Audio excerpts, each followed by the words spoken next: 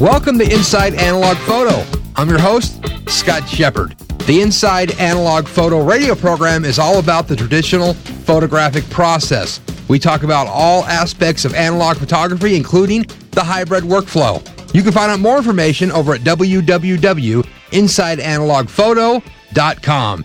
And of course, Inside Analog Photo is brought to you by Fujifilm, making life more colorful. These guys have the coolest instant photography materials known to mankind. They have, of course, the pack film in 3¼ by 4¼ and 4x5, color and black and white. They have the Instax systems in the wide format, the Instax 210 camera and film, and of course the Instax Mini in the Instax Mini 7 and the Instax Mini 25, both in color film. Beautiful stuff. There's nothing cooler than instant photography.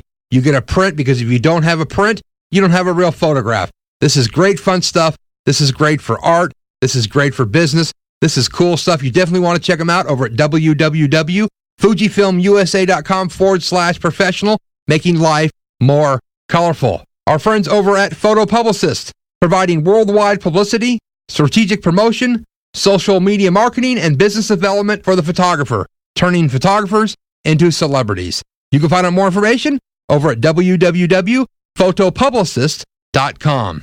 Our friends at Richard Photo Lab, for the highest quality work known to mankind anywhere on this planet.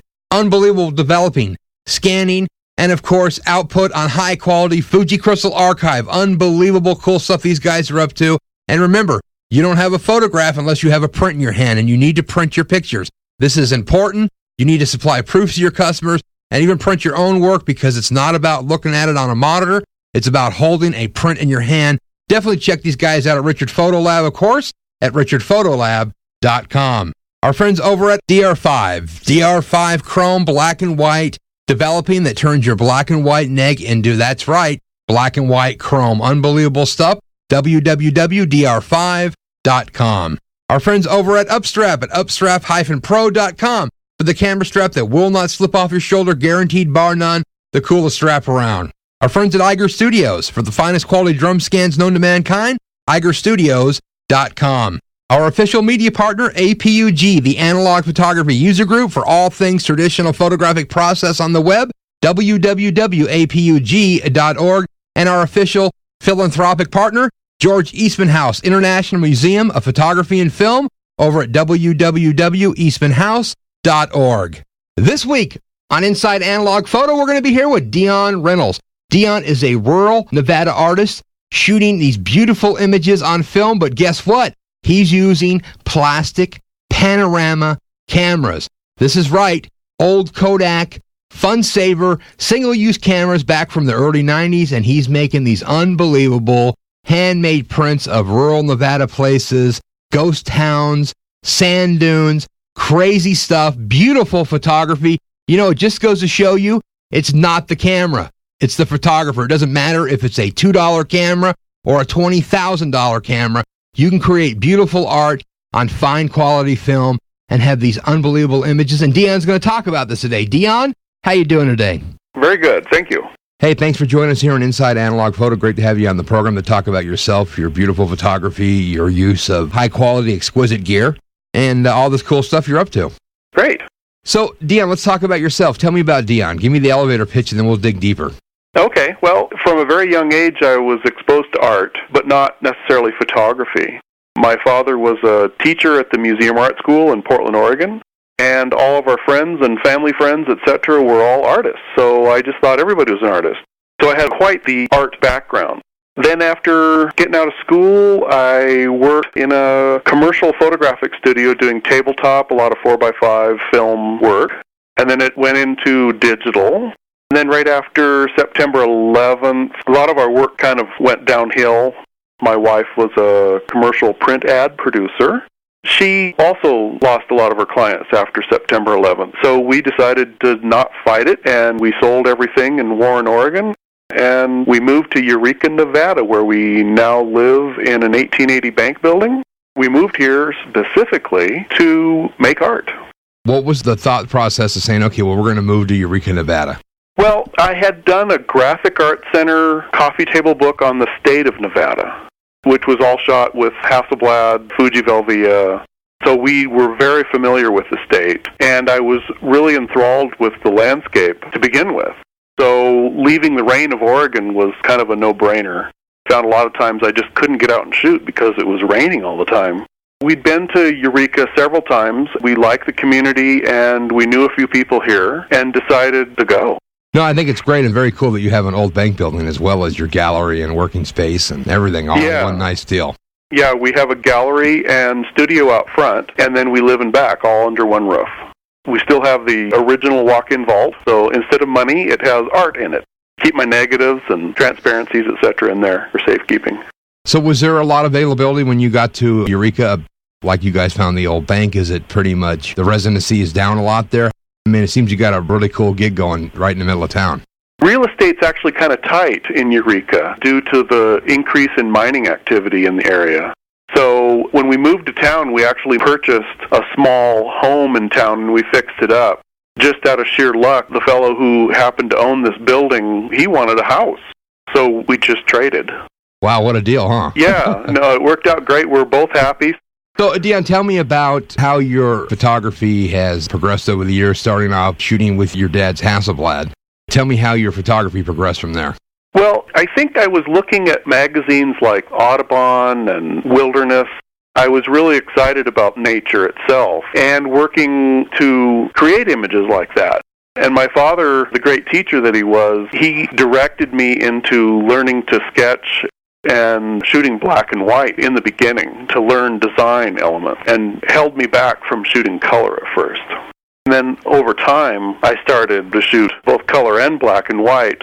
It's kind of interesting how I evolved into shooting the nature type scenes and getting that kind of wilderness society look or whatever, and then coming back to black and white. So I've gone full circle and then leaving the total wilderness idea behind me and going on forward and finding elements of man being quite exciting to have within the image. No, I think that's one thing that's great about your stuff, too, is you try, I think, with a lot of your work to have that element of man in this image that you're creating.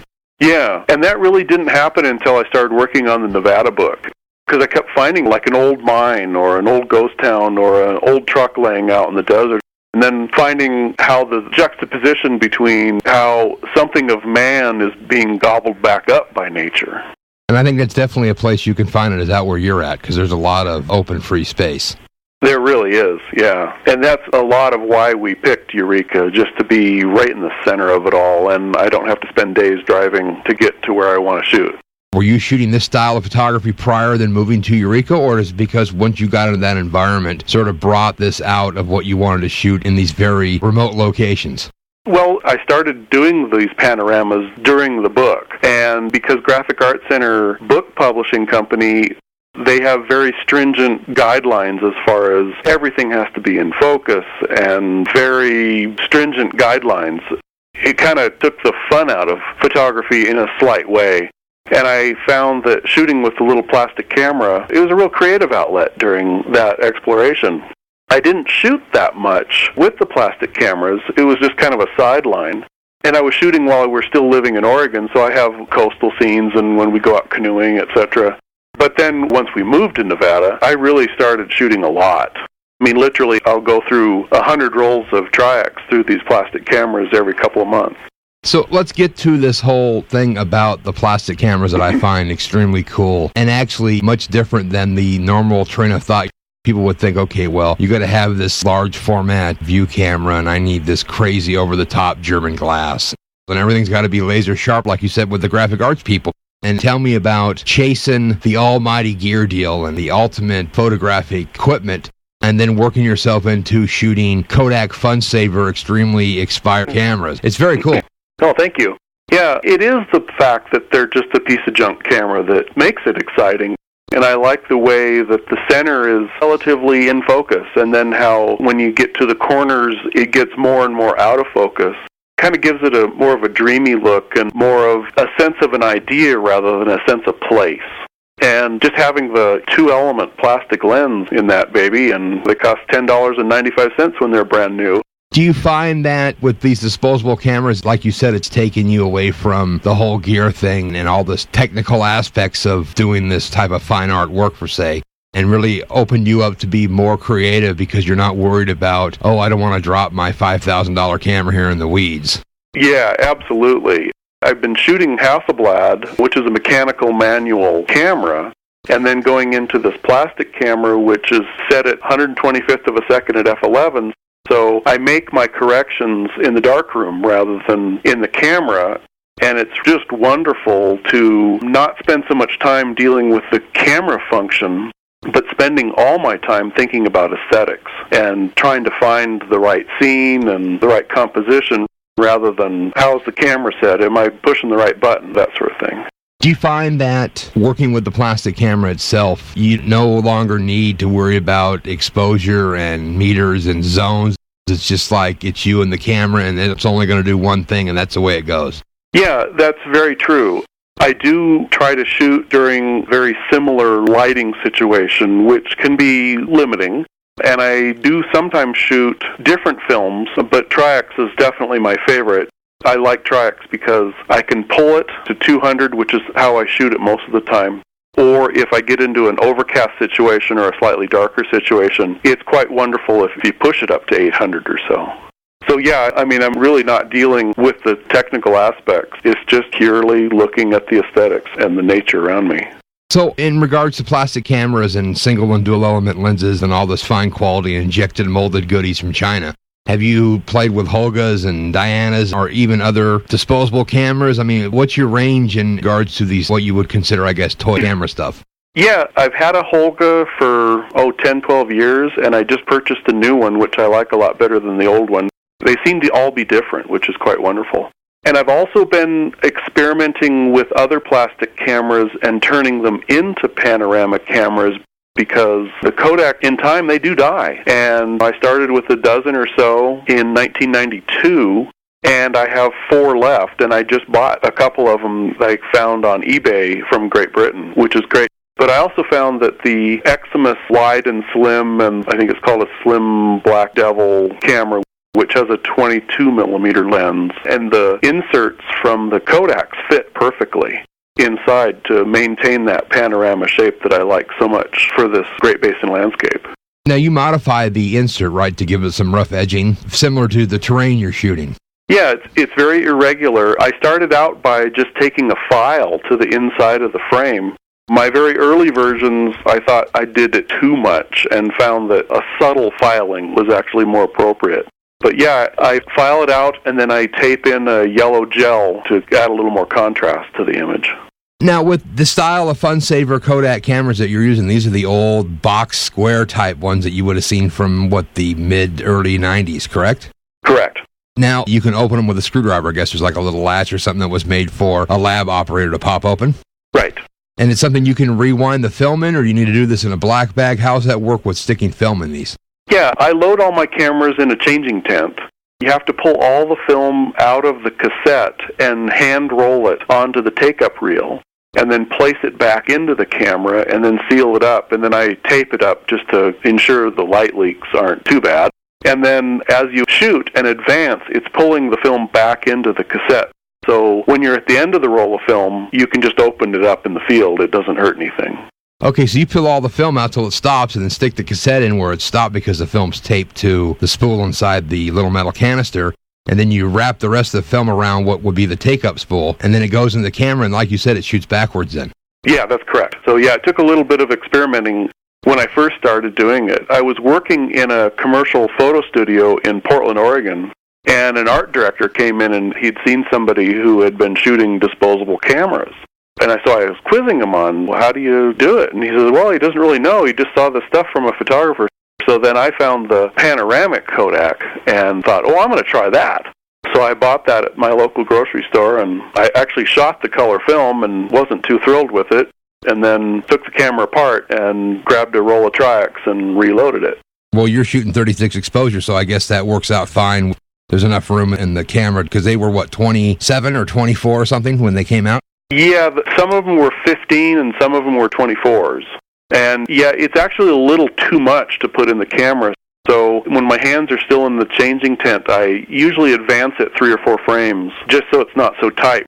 When you push the clamshells back together again, it's really difficult to advance the film at first.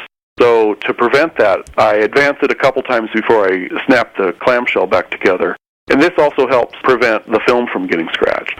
No, great idea. Now, have you tried playing with the other Fun Saver cameras? I know they made a portrait one. They made one that had even a longer little snoot that was like their telephoto one. I mean, they had a couple different versions of these. Yeah, I actually have a couple of the portrait ones that work terrific. The more modern ones, they've put a proprietary tooth on the film cassettes, which make it so you can't just take a roll of film without modifying the cassette to put it in. So I'm tending to stick to the older cameras. So the newer Kodak stuff and the newer style bodies from maybe, mid-2000s on, the way they punched the holes in the film, I guess is made specifically for their single-use cameras. Yeah, that's correct, which really trips you up when you're trying to reload it. Yeah, because I guess the hole spacing is, wider or something? They made it the holes farther apart? I wonder why they had changed that. I guess so you couldn't reuse it? Maybe. I actually kind of found it quite annoying because I was teaching a class through the Nevada Arts Council as an artist in residence in Virginia City, and some kids brought in a modern Kodak camera, and they said, we want to reload our camera. So I took the camera in the darkroom and tried to reload it, and I was unable to because instead of the sprockets, there were notches down the side, like a serrated scissor would make. Well, I guess if you make the film and the canisters and the camera, you can do whatever you want. So that would definitely keep people from reloading your single-use camera. Yeah, and a friend brought by a single-use camera and said, here, I found this on the street, why don't you try it out? So I took it apart, and I found it quite amusing that when I opened up the Kodak camera, it had Polaroid film in it. Wow, interesting. Yeah, and that had the correct sprockets, but the top of the cassette didn't have the typical shape to it, so I'll have to modify a roll of film to put it in. But I think it's not too bad. I can actually figure out how to do it. So moving forward with your gear, you found these new, and I think there's a posting on your blog site about what you've been playing with here, but these other cheapy plastic cameras have the same type of lens construction. Have you played around with any other toy cameras that are basically these little cheap things you can buy on eBay? Yeah, actually quite a few. I found a place on eBay that sold quite a variety of plastic cameras. I tended to go towards the ones that would do panorama, or I could modify them to panorama. I really like that shape for the Great Basin landscape. But some of them were so bad that when I made my prints, they were just so out of focus and so blurry. That was not really the look that I was after. And I found that black Slim Devil and there's the white Angel, Superheads makes that one. And then there's the Vivitar and the Eximus, which are all the exact identical camera. And that one modified fantastically to the panorama format and gave an extremely similar look to the Kodak. And then that way I can just load the camera and wind it back in the field. Makes it a lot simpler. Did you find that these newer ones with a faster glass, well, I guess not much faster, but F11 to F8 made any difference in what you were shooting? Yeah, it's actually quite amazing with 35 millimeter and those wide-angle lenses. The F8 cameras really don't have nearly the depth of field and sharpness that some of the F11 ones. The Kodaks are F12, and quite literally you can get everything from 2 feet to infinity as sharp as the plastic lens will allow. So have you found that shooting these panoramas on the plastic lens single-use cameras that you've lost something from not going to a view camera or even an X-Pan or some higher-end thing with a nice piece of glass? Or is it really, you can't even tell when you make your prints? I think a lot of people would think like, well, why would I want to go out to these remote locations and shoot stuff with a disposable camera? Well, it is the look, and granted, if I had an X-Pan or a Fuji 617 or something, sure, I'm going to get a lot more detail and a lot more in focus, but what I like is just the fact that it's not perfect, and it adds something to the landscape that wasn't there. Exactly, and I think, too, that everybody has an X-Pan or a 617 or some kind of monster format banquet camera they turn into a panoramic deal. And I think the landscapes that you're shooting have a very surreal, very sort of out there environment anyway. So I can see that having things that aren't super high fidelity, super sharp, over the top, it's even better with the way that you're shooting these. Oh, yeah. No, you're absolutely right. Now, you're using a completely hybrid process, correct? Or are you full analog? It is a hybrid process. I'm reloading the camera with the Tri-X film, and then depending on the light, I usually pull process it in my darkroom using D76 as my chemistry 1-to-1. And then after it's all said and done, I make a contact sheet for my filing purposes, and then I scan the negative on a flatbed scanner. It's a Epson V700. Then in Photoshop, I do really no more than I would if I was doing a darkroom print, which entails I burn in the center and I dodge on the outside. The nice thing about the Photoshop is that if I do get some scratched film, I can clone that out. But overall, I'm not trying to do anything different than I would in the darkroom. Do you find that shooting a sub-size 35 millimeter, because basically you have a 36 millimeter wide frame, but it's whacked off, what are these, maybe 15 by 36? Yeah, so it's an awfully small negative. Do you find that adds to the look of the image, or that the technology with the Epson and the V700 and the good scanning software, that there's ample information there to make the prints that you're doing? Oh, there's a lot of information there. And I actually make scans large enough so that I can't see any pixels at all. I'm making a nearly 70-inch wide scan, and it's that lovely Tri-X grain that's coming through. So once you've scanned this stuff and you got this into the file now, do you typically make a digital negative to do contact prints? Do you output via like an inkjet? What do you typically do once you've got everything adjusted as you would in the darkroom? Well, right now, as a matter of fact, I'm printing a show for the Western Folklife Center, which goes up August 14th in Elko, Nevada. It's a show called Where the Cowboys Once Roamed. And that is all digital output with Hahnemühle burrito paper. So they really do look like a silver print with that type of paper. However, I just recently went to the photographer's formulary in Montana, and I learned how to make palladium platinum prints. We even went into gum bichromate and cyanotyze. And in that process, we were making clear negatives with an inkjet printer and then doing contact prints from that. And that is quite lovely. Definitely. I think the examples that you posted on your blog, I mean, the stuff's way cool looking. Yeah. It's really neat to be able to do this. And I think that really with analog photography moving forward, if people don't embrace some type of hybrid workflow, it's going to even start cutting down more and more on the adoption and the use of film. Oh, absolutely. This process, to me, was so exciting to learn. The palladium platinum printing process is about 150 years old, which had a very short life due to George Eastman coming out with the Brownie camera in 1880, kind of made the palladium print process obsolete very quickly. And what I like about it is the fact that the grayscale is far greater than a silver print with the palladium print. Yeah, this work is stunning. It's beautiful photography, and I think when people actually start digging in there and looking at, I don't need to have 20 grand worth of equipment to make this kind of artwork, it changes your whole outlook on photography. Yeah, it really does.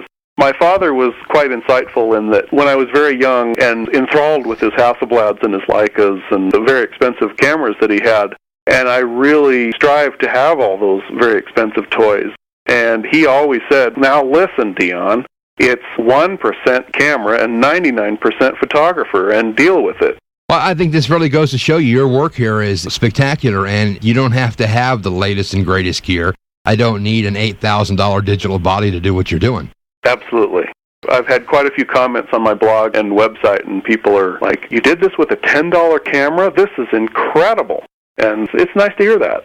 No, it is great, and I think that it even goes to show more of yourself and the work that you can do and your eye and how you compose and what you're doing than just saying, oh, well, he's got a Fuji 617. Anybody can go shoot that. Right. So I think it's great work. It's very cool. Thank you. And it's very unique to find someone that really wants to spend time shooting and documenting. Basically, a lot of this is a history of Nevada. Yes.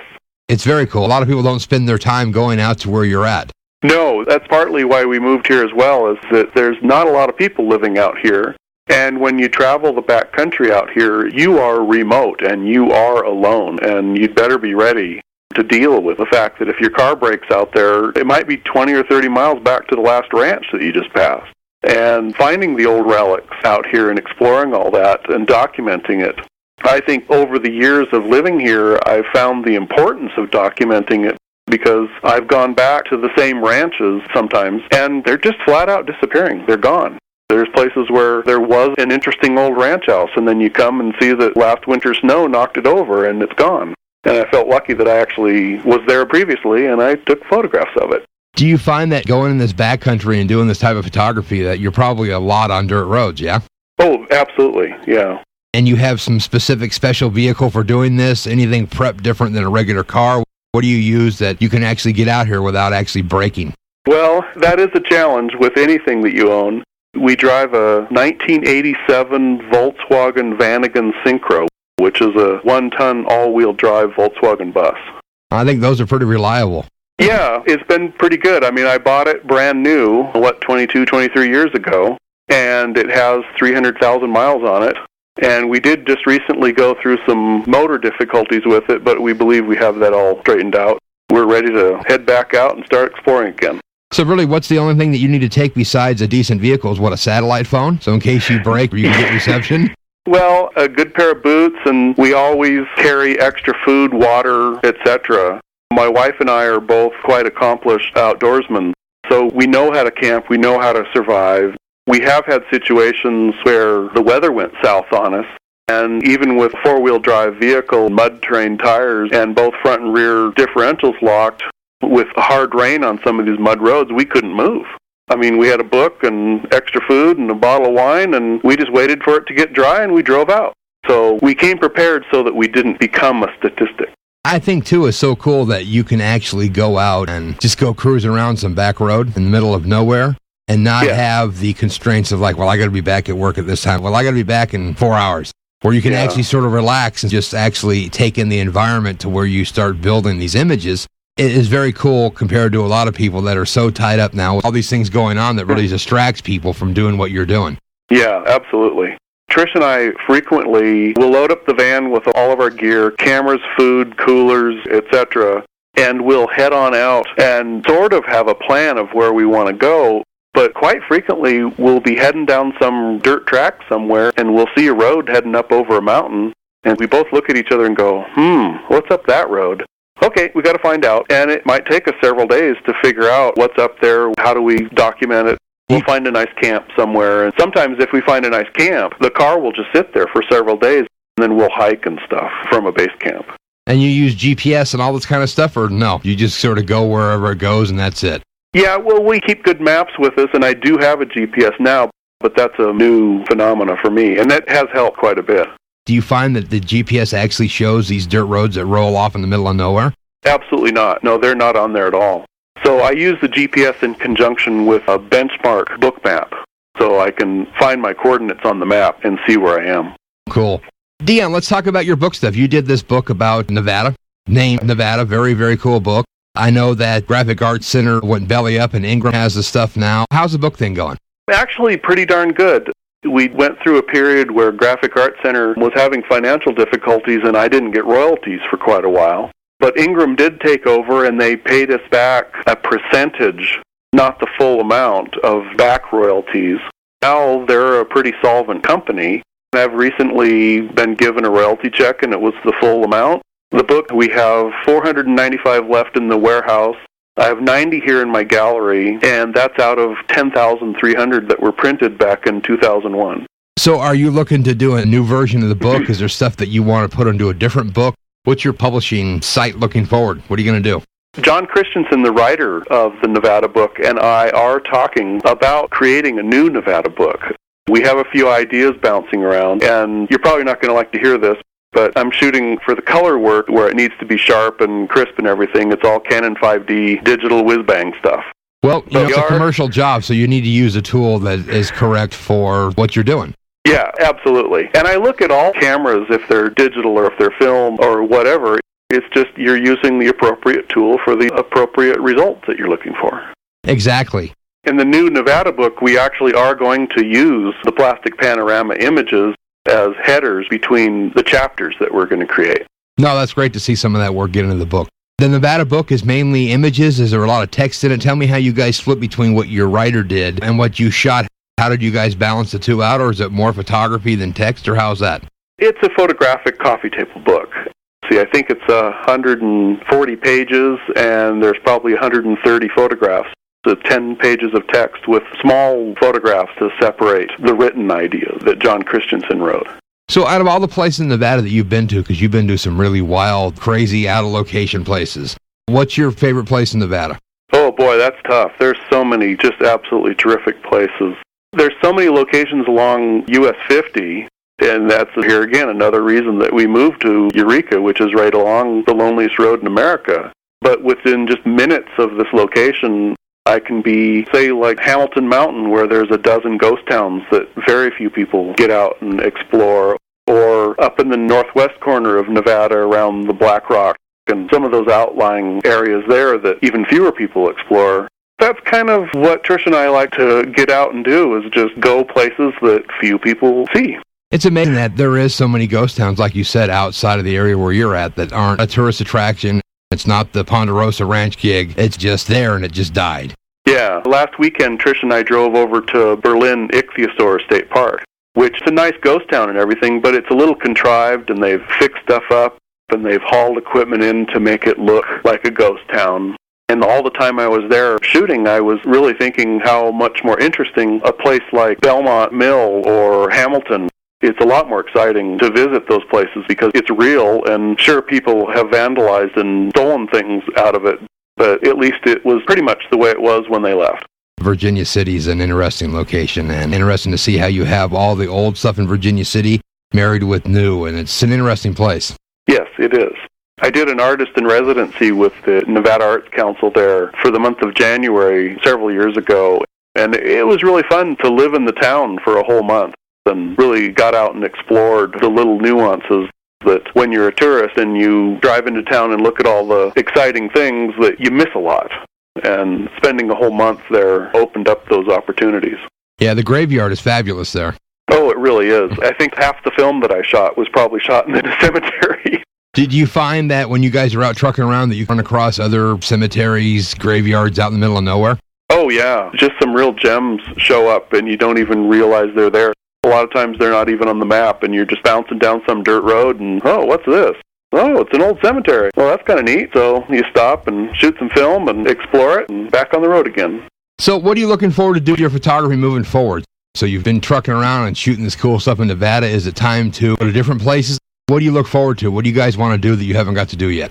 Well, there's always more states around the West, but I do love Nevada a lot. And it is a really exciting place that can take several lifetimes to explore everything that's out there. I'm continuing to push the plastic panorama idea out there, and having just done this workshop on the platinum palladium prints, they are definitely going to evolve into the old-fashioned printing techniques to bring a preciousness and a unique, one-of-a-kind print final product. Now, let's talk about your work. You have lots of shows, the stuff's in galleries. Tell me about how that's working out. I typically try to have 4 to 6 gallery venues a year. Most in recent history have been in the state of Nevada. A lot of it is through Sierra Arts. They're galleries that they don't really own them, but they're managing venues around the Reno, Carson area. But then just recently, I have been doing portfolio reviews. I did Photo Lucida in Portland last year, and then I did Photo Fest in Houston just last March. Photo Fest was more international. Photo Lucida was more national. And out of that, I ended up with a show at the Rayco Center in San Francisco, and then a show in Austin, Texas at the Watkins Gallery. And they were all venues that were showing off the plastic cameras. Do you find that people want to put your work in with other Lomo, lo-fi, Holga-ish type stuff? Or do they usually typically look at it because of the body of work and not so much how it's shot? Both. The shows that I ended up getting from being at portfolio reviews, those were group shows that were showing off the lo-fi camera idea. But then when I've visited galleries, they're just looking at it for the pure aesthetic art sense of it. And quite frankly, they don't care how it was made. They just think it's beautiful and think it's sellable, and they want to hang it. It's very cool to see people want to put the work up and show it like it is, and not so much saying, okay, well, we're going to stick you into an envelope of here's the plastic people, and you can look at their stuff. I guess any gallery showing in any way you can be exposed to the public's great, but always cool to see people hanging your work on the body of work itself and not so much putting you into a classification as plastic camera deal. Right, yeah, that's exciting. The show that will hang in August in Elko at the Western Folklife Center, I'll be one of 3 photographers that will be up from August 14th to December 14th. Very long show. But it's interesting because there's one photographer who I believe he is from Arizona or New Mexico, and he's been documenting ranch gates. And then there'll be another photographer that has been documenting Western ranch architecture. And then my aspect, which is where the cowboys once roamed, which is kind of a decay of the ranching lifestyle. It will be three very different looks and very different ideas, yet they're still all about ranching in the West. Yeah, this is pretty cool stuff. Deon, let's talk about where people can look at your blog, your website, where your stuff's going to be in studios and galleries, and where they can just look at this fabulous photography. Because they really need to look at this work and not really concentrate on that it's made with any kind of equipment. Just look at it for itself. It is very cool. Well, my website is www.deonreynolds.com. That's DeonReynolds.com. The blog is deonreynolds.wordpress.com.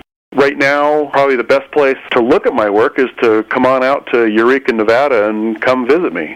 I have a gallery that's open from Tuesday through Saturday, 11 to 5 p.m., right on Main Street, right in Eureka, Nevada. It's the only gallery in town, so you really can't miss us, and if you blink too much going through, you'll miss Eureka. So how far is Eureka from, let's say, Carson City or Reno? It's 240 miles east on US 50. And I'm sure if someone's going to make the drive out, there's some interesting things to see along the way. Oh boy, there really is. I never tire of that drive. We drive every 6-8 weeks into Carson to stock up on supplies, hit the Costco and Trader Joe's, etc., and load up the van full of food.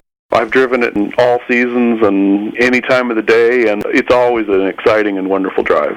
Yeah, it's a great place, and I really appreciate it, Deon, joining us today talking about your fabulous photography and all this great work you're doing. It's really cool. It's fresh. It's nice to see photography and art like this that's not tied down to the latest and greatest in digital technology or some special German lenses for my large format camera, that you can actually make and do beautiful artwork with basically tossed away cameras. And you're an exact proof of it really doesn't matter about the camera. It's about the photographer.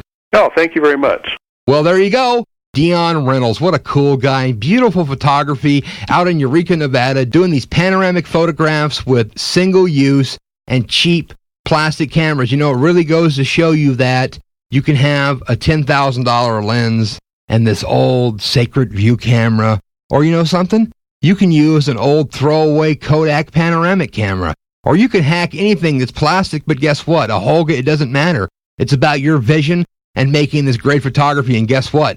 Deon's got it. It's cool stuff. Definitely check out Deon's website, of course, over at www.deonreynolds. That's DeonReynolds.com. DeonReynolds.com. Check out this beautiful documentary, fine art photography from the American West. It's great stuff. You definitely need to check it out. The Inside Analog Photo radio program has been brought to you by Fujifilm for their full line of instant cameras and film, and of course, fine quality Fuji Crystal Archive paper over at www.fujifilmusa.com/professional.